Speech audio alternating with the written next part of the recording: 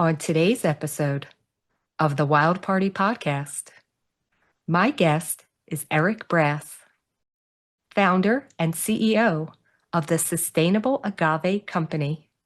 While building a successful tequila brand, Eric discovered that tequila production creates tons of agave waste every year, waste that is often burned or dumped, harming land, air quality, and rural communities in Mexico.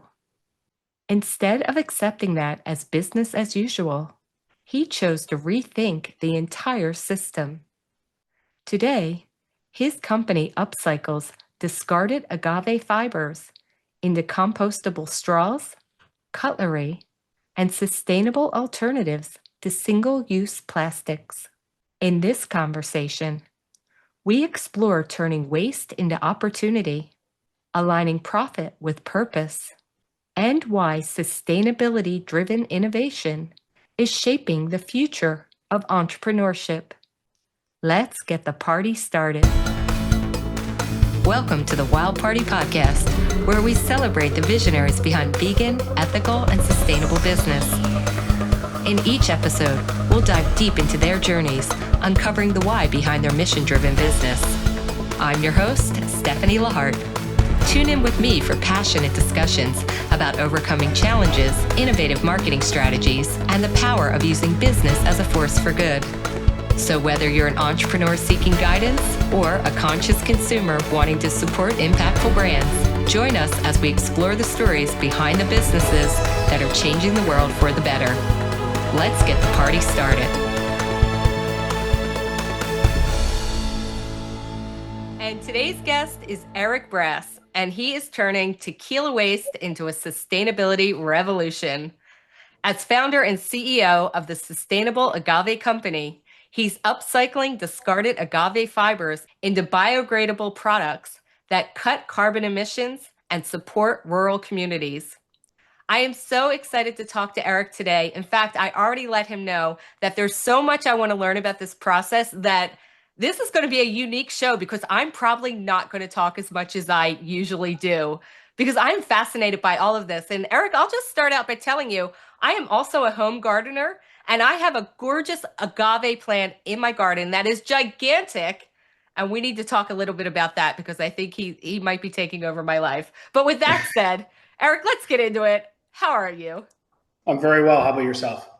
Fantastic. Like I said in the beginning, I'm really going to let you talk a lot about this because when I was first introduced to you and what you're doing over at the Sustainable Agave Company, I was like, oh my God, I didn't even know this is an issue. But of course it is, because if we're using plants, especially the agave, because I have one and I know how resilient that sucker is. Of course, there would be like a lot of material left over that you would have to do something with. So, take me back here. This all started because you were actually in tequila production at Tromba Tequila, correct? That's correct. So Tromba's tequila that I founded or I co-founded, and our master distiller is a gentleman named Marco Sedano. He's the original master distiller of a little company you may have heard of called Don Julio. And better to be lucky than smart. We pitched Marco to effectively create our own tequila brand. And Marco said, "You know what, guys? I've never been an owner before. I've always been an employee. So number one, make me part of this company, and number two, no gringos in the kitchen. So I want to effectively produce this tequila the way I want to make it. And Eric, you have no say as a qualified gringo on how to make this product." And so we launched Tromba, and we had some great success. We've had some great success with Tromba. Tromba is number one independent tequila brand in Canada, number one independent tequila brand in Australia, one of the fastest growing craft tequila brands in the US. And we noticed a big issue when it comes to making tequila. And you said it yourself, you haven't heard about this issue, and we hadn't really heard about this issue either, but there is a huge amount of waste that is created for every liter of tequila that's made. And to put it in perspective, and the numbers, there's no qualified numbers on it, but estimates can be as high as 1.5 million tons of waste per year are created from tequila production. And what effectively happens is the bagasse fibers that are left over from the production are effectively are there are remain in the field. And so the conventional way to effectively sort this out, you can do one of two things. The conventional way, and both are not good for the environment. The conventional way was to take these fibers and dump them in rural landfills, which the fibers in itself, they're not particularly harmful, but the way they're disposed of, they're dumped upon mountains and mountains and mountains of fibers. Will they effectively return to Earth? Yes, but will it take it 1,000 years to return to Earth, given how they're improperly dumped? Also, yes. So that's not great for the environment. It also impacts those that can least afford to be impacted, which are poor rural farmers. The second way to do it, which is even worse and bad for my nervous system to even think about it, is this waste is burned on site. So yes, exactly. So yes, so very horrible. And we don't have to get into the ramifications, negative ramifications of that, but it's effectively burned on site. And so that really bothered us as a young company. And so there had to be a better way to use this waste. And so we effectively took this waste, and the agave bagasse, the fibers, they're extremely strong. They very much mimic like a wood pulp. And so, we're not super geniuses over here. So we knew there's a straw problem in the world. Either the devil if you use plastic or the devil if you use paper. And so we effectively took our waste and combined it with some other resins, and effectively created our first straw, which was our first item, which has since evolved and is effectively is wonderful to use, so it doesn't get soggy. We have a formulation on our straw which is home and industrial compostable, and it's cost effective too, because that's an important aspect too for both consumers and for bars and restaurants. We're approaching probably our 1 billionth straw sold, which is pretty exciting. Selling straws for pennies, but still 1 billion straws is pretty amazing. And then we've just effectively formulated our own line of cutlery, and we just achieved BPI certification on our line of cutlery as well, which is pretty exciting. So it's been quite an amazing journey. It's a company that we launched right in the middle of COVID, so mid 2020, but we've seen some pretty tremendous growth, and everybody worth their salt has a sustainability mandate. And so we're here to try to help them fulfill that mandate. Yeah, okay, exactly. We have so much to unpack here. First of all, I am straw girl. If you guys are watching the video, you'll see me holding up my Stanley cup with my straw. I don't drink anything without a straw, including like hot coffee. I'm one of those girls. I've now converted obviously to metal straws for that. But let's take it back to when we were first realizing, like, I guess 10 years ago, we're like, hey, we have a straw problem. All these plastic straws are like really super bad for the environment. We need to transition. So, like you said, we started like experimenting with paper and corn products and things like that. And as an avid straw connoisseur, let me tell you, I have been disappointed across the board until I started seeing these agave straws. Now, I don't know if they were specifically from Sustainable Agave Company, but you're right, it was a far superior product. And I was like, oh my God, like that has solved the problem if you need a disposable kind of straw on the go. Because, as much as we like to think we're going to carry around our own stuff all the time, there's always that one time that you're like, well, I don't have a straw. What do I do now? So I'm really glad that that was something that you guys saw from the get-go. Now, you mentioned the agave plant, and I know that I teased in the beginning that I am a home gardener. I do have my own agave. Let me tell the listening audience out there about the agave plant. They are gorgeous. They are resilient. They are tough. They are practically indestructible, unless I guess you light them on fire. But even when I have to trim my agave, you should see the process, Eric. It is so gentle because first off, if you guys don't know, they have very sharp spines on their edges, not only on the tip but all around the leaf part. So it's very very delicate to even touch them, and then you have to use a razor saw to even trim them. Okay, and a razor saw is almost like shark teeth. So Eric knows this, what these are like, right? So then you have this gigantic, very strong plant, like I guess you want to call it a leaf or a branch or whatever that you've cut off. And as you said, it is so resilient and strong. We cannot throw it into our green waste. It has to be thrown into the dumpster. And where does it go, like you said? Landfills. Bane of my existence. So I understand that you, as seeing these farms filled with these discarded products, are like, what are we going to do with this? Because even as a home gardener, I'm horrified when I have to trim this thing and throw it into a dumpster, knowing that it is going to be just, thrown into a landfill. So what do? I live in LA. Everything grows, just mightily, like never stopping. So I see, where you're coming from with all of this, but take me on that journey from when you were first like, okay, we have this tequila company. We now see what it's like to get into the farming business because it doesn't just happen overnight that you're like, we have this whole process down to do what we need to do.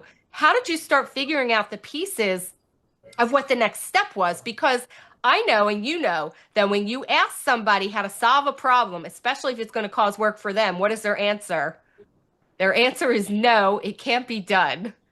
So you got your first no. How did you leap through that and say, well, there's got to be a way?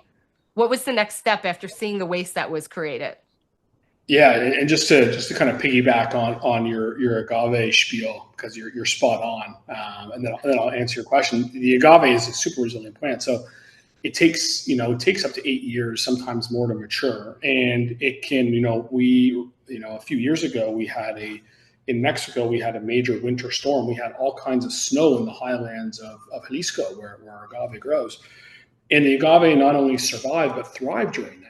Mm. And it is, agave. Some people say means amazing because of how the longevity of it, how it can survive in droughts, in rain, and snow, and hail, and all those things. So it's incredible. And in terms of the actual waste, and just to kind of put a bit of more of a mind around it, for every 20 pounds of agave that you effectively use, you get 1 liter of tequila. So if you think about the amount of waste that's involved in producing, 100,000 to a million case brand, it's a huge amount of waste. And so, it leads into your question of, when we're producing Trumbo, like what the heck are we going to do with this waste? Because, we try to compost some of it. It just doesn't work. Like, you can only make a dent of a dent in that. And we don't want it going to a landfill. And we sure as heck don't want it to be burned on site. So what do we do with it? And what are the problems to be solved? And obviously the straw problem is probably gets more, call it more attention than it should in terms of the size of the straw issue versus other plastic issues within the world. But our philosophy is we want to kill two bad birds with one stone. We want to effectively eliminate single-use plastics as much as possible and, upcycle this agave waste, put this agave waste to proper use. And so, we have, one of the things in the University of Guadalajara that we came across was a few really smart scientists. And so a couple of them really had backgrounds in things like bioplastics and paper, and one of them even had a love for agave fiber. And so, the conventional way to do it would be to effectively take in off-the-shelf resin, slap your brand on it, and call it a day. But we took it a step further. We actually, continued to talk to the University of Guadalajara, hired a few PhD folks, and created a team of scientists. And so we built our own formulation around sustainable agave. And one of the things that we never wanted to do is we never wanted that formulation to sit still. So we wanted to continue to evolve, and make it better and better forget about the competition for a second, but make it better for the environment, make it better for the end user. And again, like, are we the most natural product ever to effectively, fall off a tree and get extruded and it's in your mouth? Of course not. But that, generally speaking, that product is going to cost you a heck of a lot of money. It can cost you, nobody wants to pay 10 cents for a straw. And also, if you pick up the straw, it might break in your hand. So what's really important to us was to effectively create something that, again, is cost effective but usable. You want to enjoy using it. As a straw aficionado as you are, you understand that paper straws are effectively, in a lot of ways, are just difficult to use. They make the customer experience terrible. And so if you're a company that puts paper straws out there, and even if the cost is cheaper than a straw like ours or a comparable straw, generally speaking, that consumer is going to be using not one straw, but potentially two or three straws. and that increases your costs and has detrimental impact on the environment as well. And also, there's certain bars and restaurants and companies that have eliminated straws. You just ask for straws. I don't like that policy, and I don't like it because when you drink from a straw, you're drinking more, right? You're hydrating more, and if a customer is effectively drinks less, then obviously that's less in your cash register at the end of the day. So you want to give that customer a straw every opportunity you can, and you want to make sure it's a great user experience. Wow, you've really thought about all angles of this, which is really fascinating. I think we kind of jumped over this part, but you were getting into the tequila business, and now the next thing you know, you're starting this sustainable agave company. What was the origin of Eric Bress? What were you doing before tequila? Because you seem to have a real head for thinking about processes and how things get done. So before you jumped into tequila, what were you doing?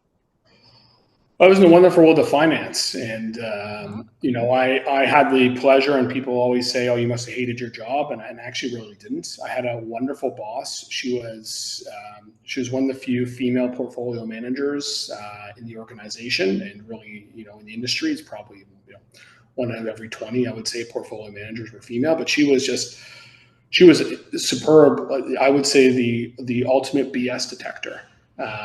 And so what I learned from her was not only to look at companies, look at financial statements, profit and loss balance sheet, etc., but look at how to effectively frame problems, look at problems, and find solutions within those problems. And so I had the pleasure of analyzing companies from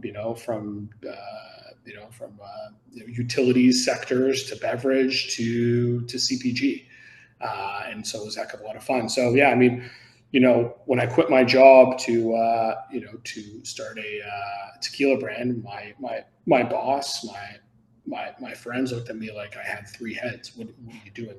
Are you out of your mind? But from my perspective, and effectively we had no money. We had 10 grand in a backpack, and went bar by bar, bottle by bottle to build the brand. But telling the story, as you said, getting a process, really loving and exuding what you love, exuding that love every day within the company, and building a team that embodies the same thing has been absolutely critical for our success.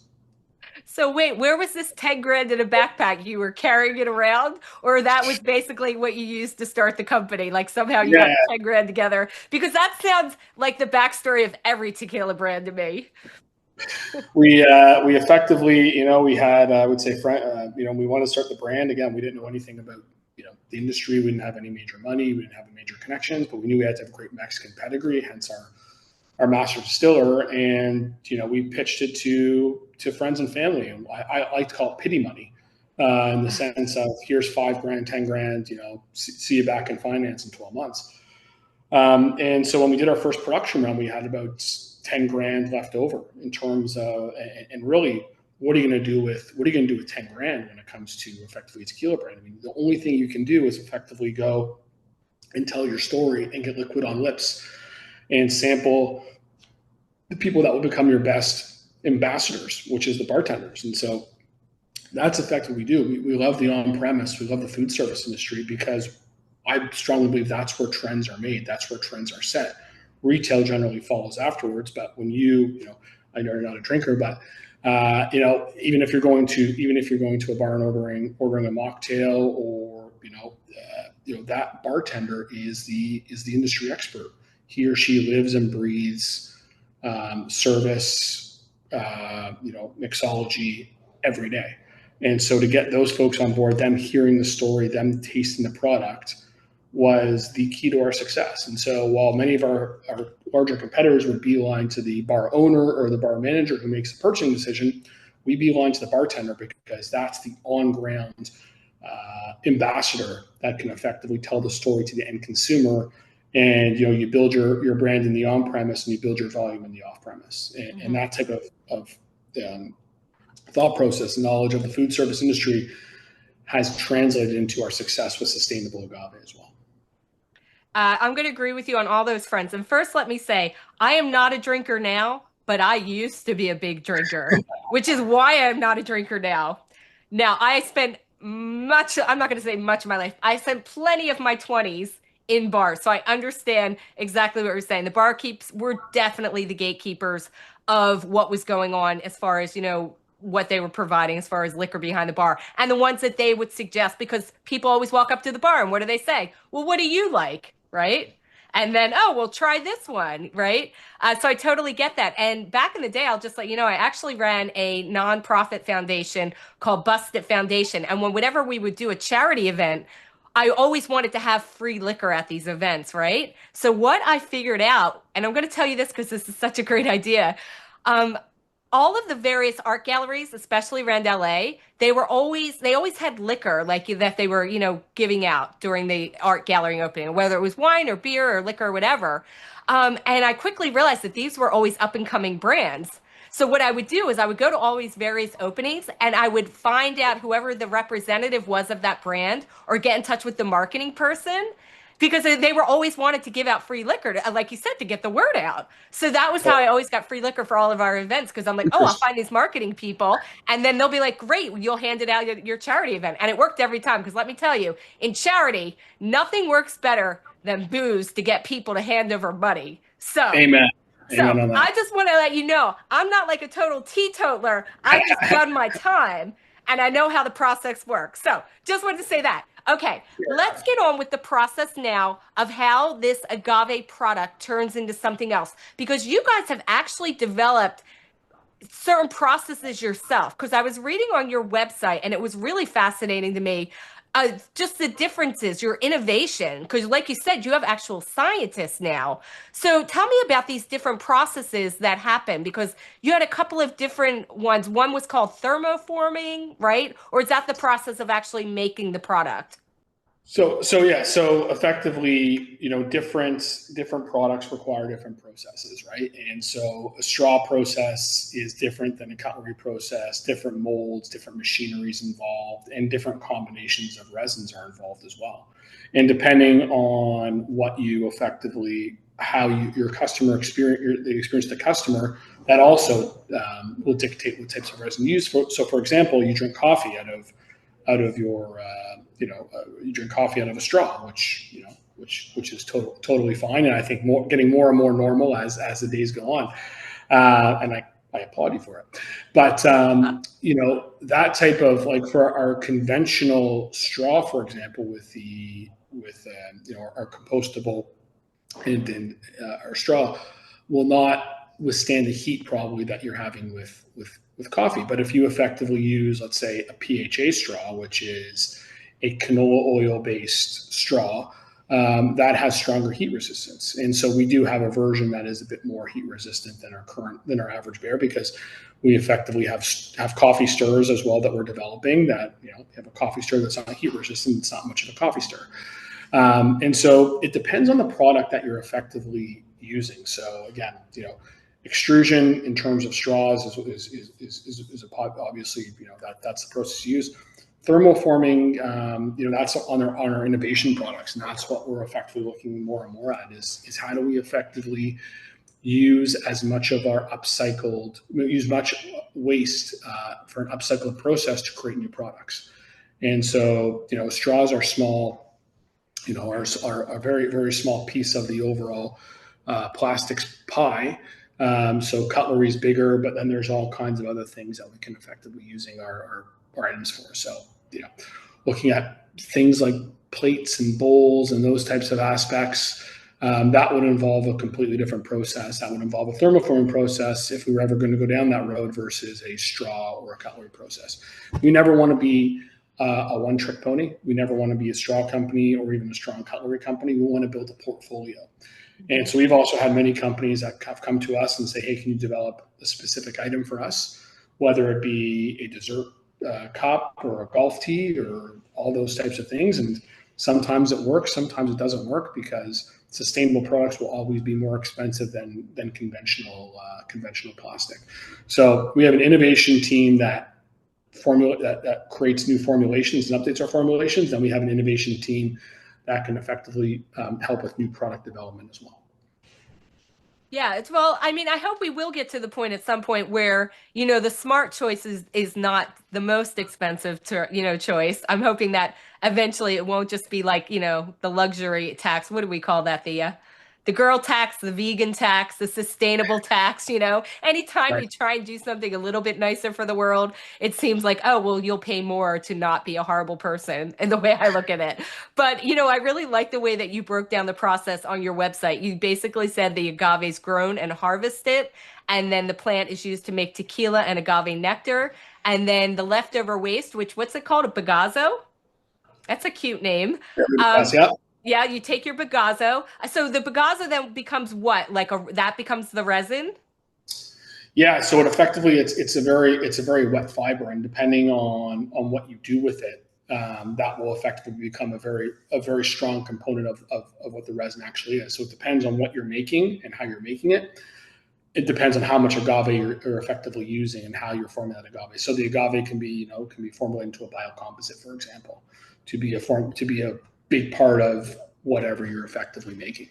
So there's different products require different ways to treat that agave, but it's really interesting because the agave comes out and it comes out super wet, like almost like in a slurry format. Mm-hmm. And so you have to effectively, in a lot of cases, treat it, dry it, clean it, bale it, all those types of things to effectively prepare it for use.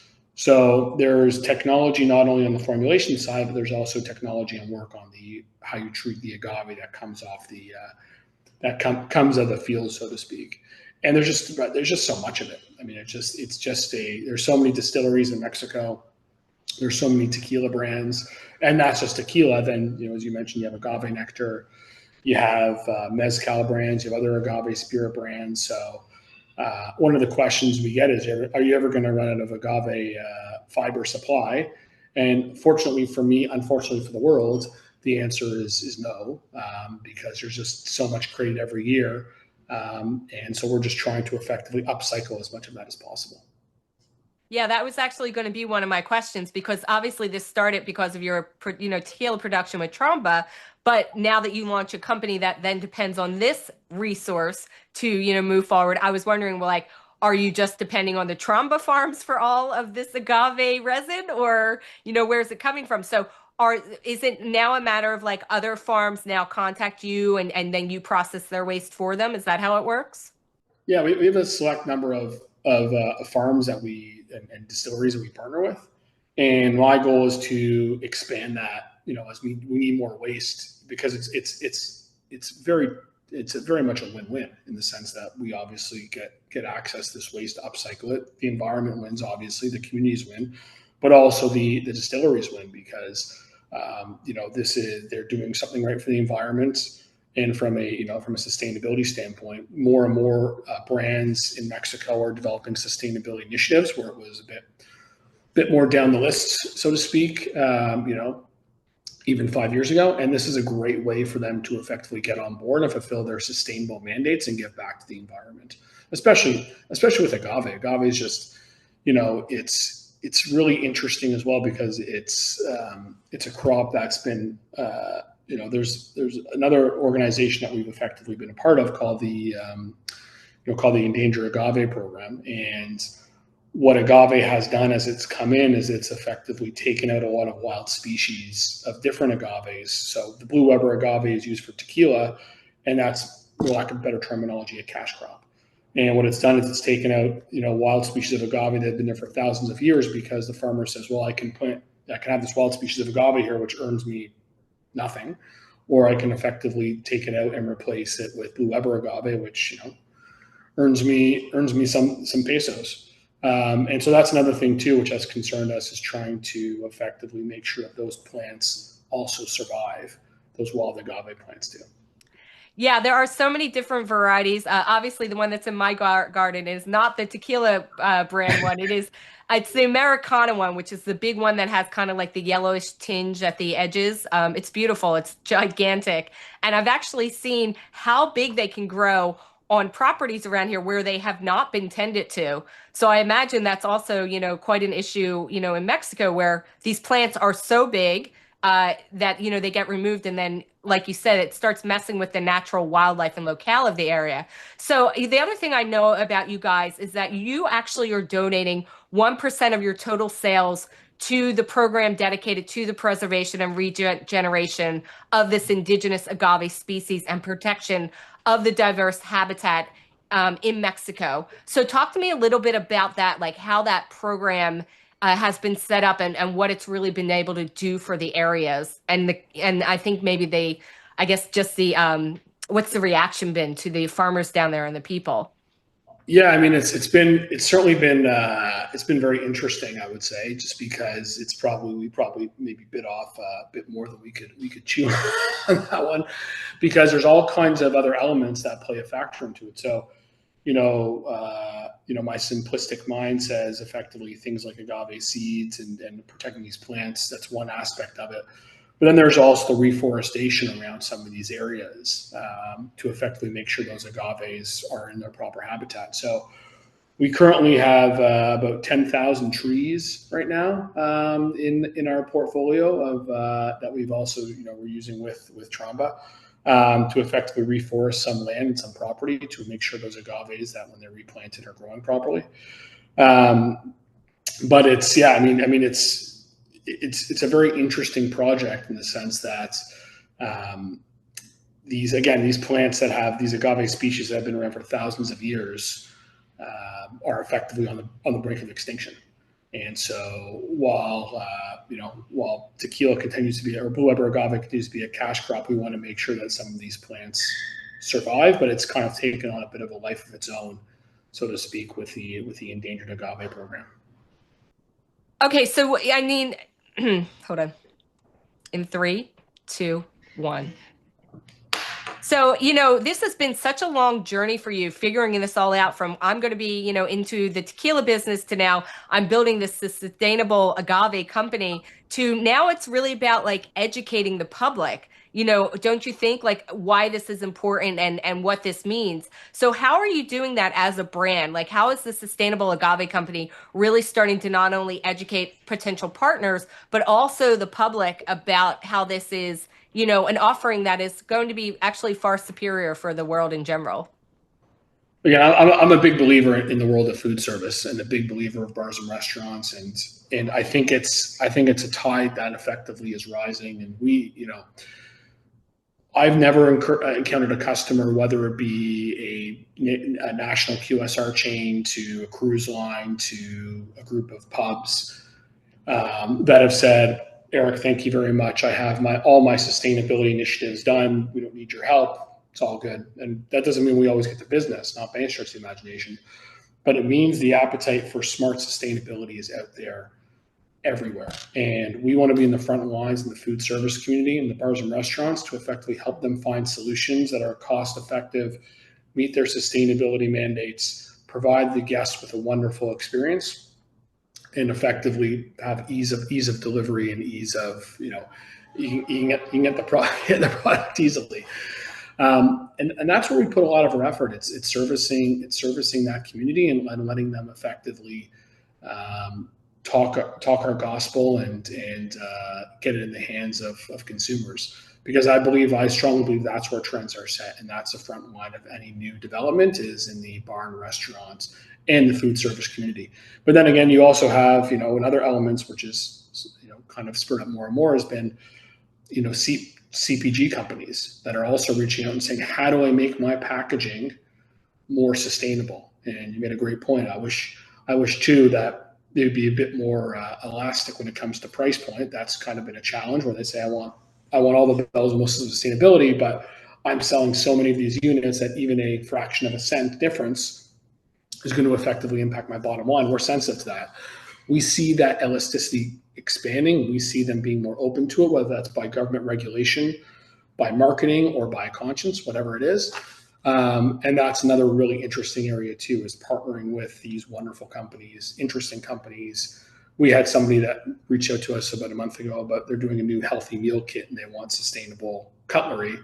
They know it's going to cost more, but that's what they want. And so, we love those partnerships. So food service partnerships, those are things that we live and breathe with sustainable agave. Well, that sounds awesome because these meal delivery places, they kind of make me a little crazy with their packaging. They show up with all of this styrofoam and what have you in boxes, and you're like, "Oh my God, was it worth it for that little tiny salad I literally could have made easily myself just by going to the local grocery store?" So, I'm really glad that there is that in the conversation because I do feel like, sometimes like we get very excited about the end product and we don't think about everything that goes into it. But I think you're one of those guys that thinks about everything that goes into it. So let me ask you this question. Now that we're talking after the fact, and it's been many years. Wait, how long have you been working on this since COVID? So at least 5 years, right? Yep. Okay, Yep. so you've had some time to work through this, but share with us one of the biggest challenges that you faced as you were starting the Sustainable Agave Company. Like what came up like initially that you're like, oh crap, I don't know if we can even handle that. So I think there's been a couple challenges, well, more than a couple, but probably a couple very large ones that scream out. So number one, it's on the scale side. So how do you scale a company from dozens of cases to hundreds of cases to thousands of cases? And one of the companies that really gave us a shot was Cisco USA, and Cisco is one of the largest broadline distributors in the U.S. They've been fantastic partners for us, and effectively, when Cisco orders and when they become partners, they don't order small; they order big.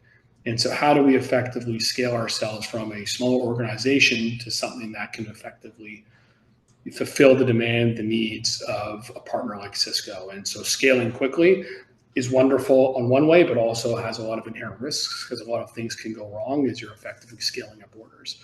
And then I think it's also it's formulation. It's building new formulas that don't exist in the marketplace. And on one hand, you say this is fantastic.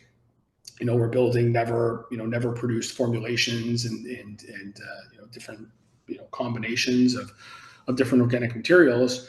And the other hand, you think, well, what kind of business do we have doing this? We're a 2, 3, 4, 5-year-old company formulating against chemical companies and sustainable disposable and non-sustainable disposable companies that have had 30, 50, 80 years in the marketplace.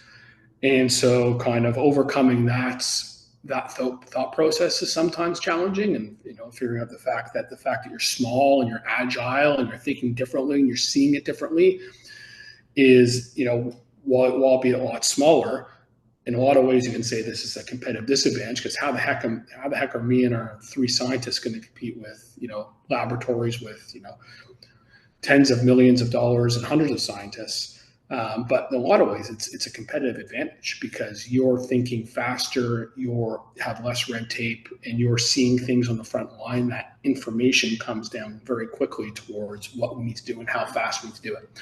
So it's definitely caught us by surprise in a really good way, the way we've been able to adapt, innovate, formulate, and scale the company, which has been pretty fun journey, but certainly not without its trials and tribulations. That's for sure, but I am a firm believer that a lot of times you have to not really know what you're getting into because you wouldn't get into it. I have had that experience so many times in my life where it's like if I knew what I was getting into, like even starting the nonprofit, I never would have done it because it was so much work. But of course, in the end, the payoff is so great. But I'm really glad that we have people like you that are out there figuring these things out and aren't in fact, afraid to take on the hard challenges, the big questions, because we really do have to make this change as a society. For as much as we look at systems as they're set up and the price points and all, it's like we cannot continue. The world cannot support I will say, the ease and convenience trap that we have gotten ourselves into. Because before, people lived without straws and they were fine. And then we figured out we could make this thing called a plastic straw. And Stephanie's like, oh my God, this is the best thing that's ever happened to me in my whole life. But there was a time that I didn't have that and I could live without it again. I'm just saying there are many solutions and we could take them all together and it'll be all okay. But Eric, where can they find you online? Where can they find Sustainable Agave Company and Trumbull Tequila so they can follow you guys and see what's going on and maybe even build a partnership with you? Yeah, sustainableagavecompany.com is where you find us and our products. And We're on Amazon as well, so you can find us there. And tequilatromba.com as well. You can find us there, and you can. I like the full circle purchase where you're buying a bottle of tequila and buying the waste of the straw that comes from that tequila, so you can feel good when you're drinking your margaritas. Well, we didn't really talk too much about tequila in this episode. So why don't we end with this? Share with us your favorite way to enjoy Trumbull tequila. Oh man, it's like picking my favorite child. Uh, I love so number one. It depends on my mood, but I'm a tequila soda guy in some ways. It's very refreshing. I love a Tommy's margarita, which is tequila, lime juice, and agave nectar. I just find it's just a dynamite drink. I have been drinking a lot of tequila espresso martinis lately because we launched a new product called Cafeto, which is tequila, cold brew extraction coffee, and agave nectar, and it is lights out good. And so, I've been inviting friends over and putting it in we bought a home slushie machine and making slushies from it, and having a lot of happy friends and family come through my place. So, it depends on the mood, depends where I'm at. And sometimes, if I'm at a cocktail bar, I'll have them make me tequila old fashioned or a Martinez or something along those lines. So, Well, I don't often say this, but that would be a drink that I think I would like to try. So if you make a non-alcoholic version of that, let me know. I will be more than happy to try. You should have met me like 13 years ago. I would have partied with you, but now it's too late. So anyway, with that said, Eric, thank you so much. I've learned so much on this episode. You have been a delight to talk to, and thank you for what you're doing for the world. It's very exciting. my pleasure. Thank you. Thanks for listening to the Wild Party Podcast. If you're an entrepreneur or professional who would like to be on this podcast, please visit boomtownmarketing.com and click on podcast. We believe that every business has the potential to change the world for good, and we want to support our community to help make the world more ethical, compassionate, and sustainable for all future generations to come.